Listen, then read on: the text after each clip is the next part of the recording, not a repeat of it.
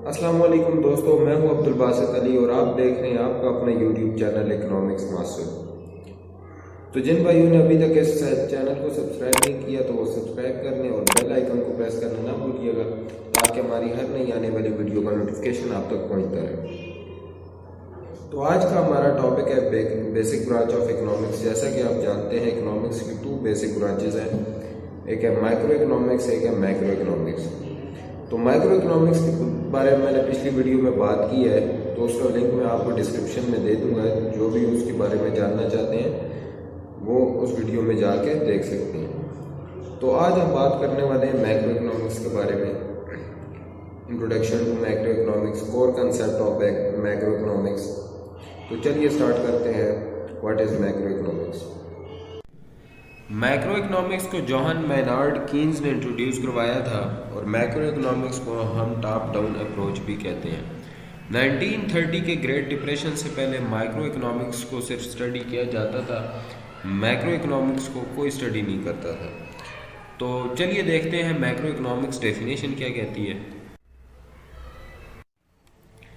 Macroeconomics is a branch of economics dealing with the performance, structure, behavior and decision making of an economy as a whole। जैसा कि macro economics के नाम से पता चल रहा है कि मैक्रो मीन्स लार्ज, तो हम इकोनॉमिक्स की इस ब्रांच मैक्रो इकोनॉमिक्स में स्टडी कर रहे होते हैं कि कैसे large issues of the economy effect कर रहे होते हैं इकोनॉमी को। मैक्रो इकोनॉमिक्स की डेफिनेशन जैसे कह रही है कि performance, structure, behaviour and decision making of economy as a whole macroeconomics में हम स्टडी करते हैं। उसके अलावा हम अगर बात करें लार्ज इश्यूज की, तो सवाल पैदा होता है कि यार ये लार्ज इश्यूज क्या हैं? इकोनॉमी के लार्ज इश्यूज हम किन इश्यूज को कहते हैं? तो हम लार्ज इश्यूज में आ जाते हैं GDP, inflation, business cycle, unemployment, economic growth, trade, recession.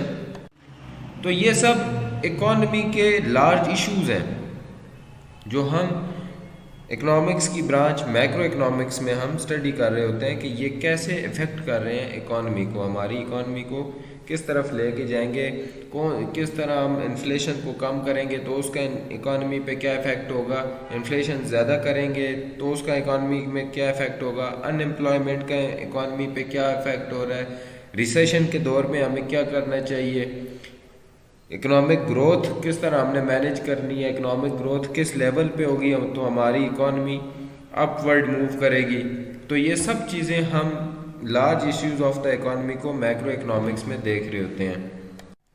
एक एग्जांपल के तौर पे मैं सेंट्रल बैंक को ले लेता हूँ कि सेंट्रल बैंक की इंटरेस्ट रेट पॉलिसी, मतलब दौरिया हाल में सेंट्रल बैंक की इंटरेस्ट रेट पॉलिसी क्या है, ये बहुत इफेक्ट कर रही होती है इकोनॉमी को।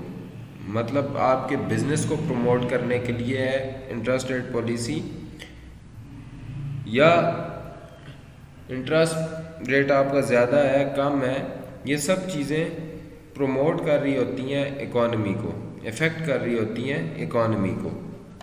सेंट्रल बैंक की monetary policy, interest rate policy base कर रही होती है मैक्रो इकोनॉमिक्स कंडीशंस पे कि कैसे इंटरेस्ट रेट के ज़्यादा करने या कम करने से इकोनॉमी को क्या इफेक्ट हो रहा है।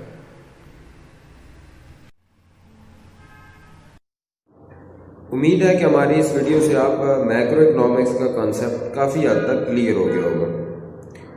तो जिन भाइयों ने अभी तक हमारे इस चैनल को सब्सक्राइब नहीं किया तो वो सब्सक्राइब कर लें और बेल आइकन को प्रेस करना ना भूलिएगा ताकि हमारी हर नई आने वाली वीडियो का नोटिफिकेशन आप तक पहुंचता रहे।